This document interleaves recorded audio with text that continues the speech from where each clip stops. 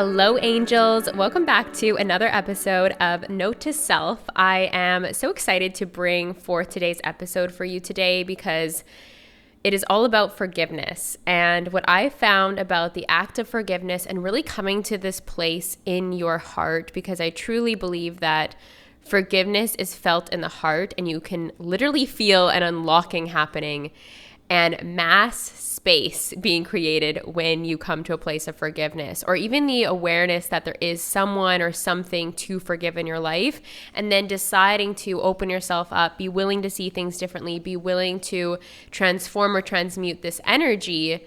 You open yourself up to a whole realm of possibilities. And in my personal experience in this space creation has allowed for abundance of all kinds to flow forth to me so effortlessly and so easily. So let's get into it. So forgiveness, why forgiveness? I mean, I feel like there's so much talk out there on just forgive people and, you'll feel better. And we've probably all heard that quote that's something like, resentment or not forgiving someone is like drinking poison and expecting the other person to die. Well, yes, we all know how uncomfortable it feels when we're mad at someone, when we're angry at someone, when we feel like we've been wronged, when we feel like things are unjust. Like, oh my goodness, that's such a vibe.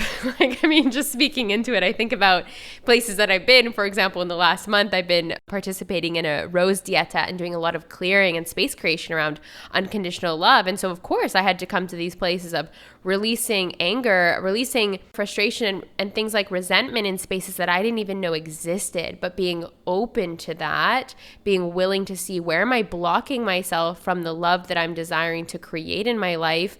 That is forgiveness. It's a huge opportunity for all of us. So like I said, it's kind of this word that's thrown around. It's like, yeah, forgive people, but like, how do you actually do that, right? Like, how do we actually get to that space? And what I'm going to share with you today in this episode is what I found to make it so easy and to break it down in such a tangible way that personally has allowed me to do a lot of work really fast and create, like, part of my language here, but a fuck ton of space. Like, forgiveness mass clears space in your heart, in your mind, in your being, in your body, in your psyche, everything. So forgiveness is the release of any expectations that you've ever placed on another or yourself. So I'm going to repeat that. Forgiveness is the release of any expectations you've ever placed on someone else. So if I can give an example from my personal life and things that I've shared more vulnerably with you all is my relationship with my mother. She didn't show up the way that I will, let's say, show up with my young one day when I'm a mother.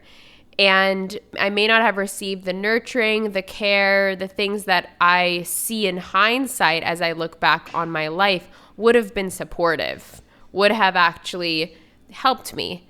But in fact, I am exactly who I am today because of everything that happened for me. And I can really find that awareness in that. I have forgiven my mother to a great extent. I've allowed for a lot of space to be cleared in that regard. But if I were to take it a step deeper, which I did in this Rose Dieta, it's like, what is another way in which I can forgive her? Where can I create even more space? Because there are moments in time where I catch myself in a bit of resentment. If she only did this, then I wouldn't have to heal this. If she only showed up a bit more, maybe I wouldn't feel unsupported in this way or something like that, right? Just as some examples. But when I take a look at what are the expectations that I had on my mother, okay, well, a lot of this might have been subconscious and a lot of these expectations might have been placed or created in hindsight, right? Seeing how other mothers operate or seeing how mothers are displayed in movies of if my mother cooked me dinner every night, that would have been really great. I can see how if my mother showed up and fed me nutritious meals and chose to make dinner for me, to make food for me, make lunches for me, then I probably would have a different relationship with food. And I can see how maybe teenage Zoe wouldn't have struggled, or just the relationship with Mother Earth in general as the nourishment, right? I can draw lines in this, but basically, when I dial it back, the expectation was that I expected my mother to nurture me. I expected my mother to provide meals for me. Okay, so if I can look at those expectations, then I can start to break it down. Can I release the expectation that my mother was to provide meals for me every night that I was under her care. Like my mother was to provide dinner for me. Can I release that? Yeah, I can release that, right?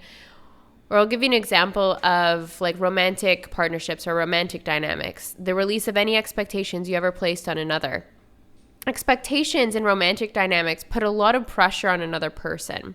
So let's say you go on a date with a guy and you're expecting to hear from him the next day, right? And then you might go back and forth in your mind. We've all been there. I've been there where I'm like, it's okay if I don't hear from him. Like, it's totally okay. I'm good. I feel like good with me. But there's subtle expectations in the subconscious that's like, I'm expecting him to message me. I'm expecting to hear from him in some way, right? And it actually is in that place of expectation where we put pressure on another energetically, where we actually don't allow ourselves to be free or present because we're checking our phone or we're obligated with thoughts and spirals around, well, why isn't he? What's he doing? Like, is he who he says he is? Is he true to his word? And, that then we have a space and time for repetitive thoughts to start happening. But it's in the release of the expectation that we give ourselves the freedom that we're desiring, right? We let ourselves off the hook.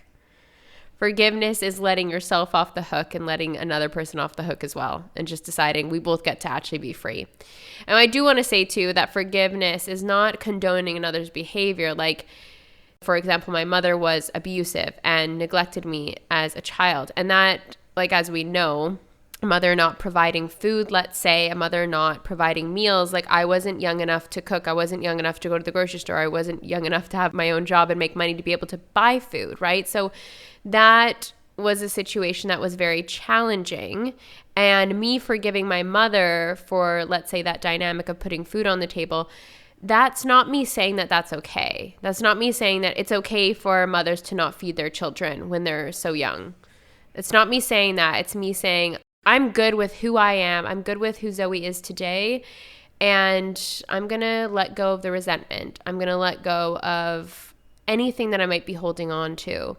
And what I found in forgiveness, right, I was getting super inspired about all the space that I was creating and how easy it was when I realized that it was the expectations that I placed on another, because then I could just list them all out. Like, who in my life am I not feeling good with?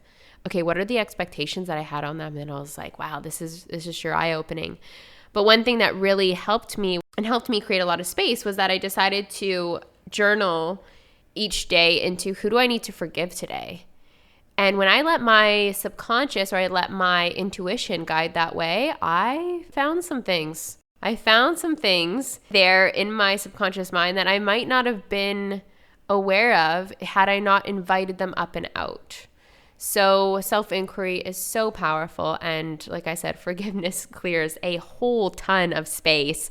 So I hope that this episode inspired you guys to take on some forgiveness for yourself. If you are interested, I would love to invite you to do a rose dieta. So as I shared, part of these lessons of forgiveness and part of this journey of forgiveness came to me through my experience with a rose dieta. So I actually have created a course, which is very affordable. It's down below. It's about how to do your own rose dieta and really connect to different plant consciousness, specifically rose. Rose is all about unconditional love, all about healthy boundaries and discernment, if we think about the thorns, and then also radiance and inner beauty, and really coming to this new place of loving yourself more deeply that just results in the world, the universe reflecting all that love back to you. So my course called Opening Your Heart with Rose is linked down below. And like I said, it's super affordable and accessible to everyone. And I hope that you check it out.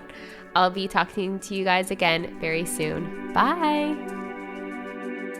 Thanks for listening to Note to Self. If you enjoyed this episode, please help me out by rating and reviewing this show on Spotify and Apple Podcasts. If my energy is resonating with you and you feel the call to work with me, there are an abundance of ways to do so. I offer one-to-one life coaching programs, mastermind containers, and DIY courses, all of which are available through my website, zoeariel.co. Until next time, take note of all the abundance that surrounds you as you make the most of this game called life.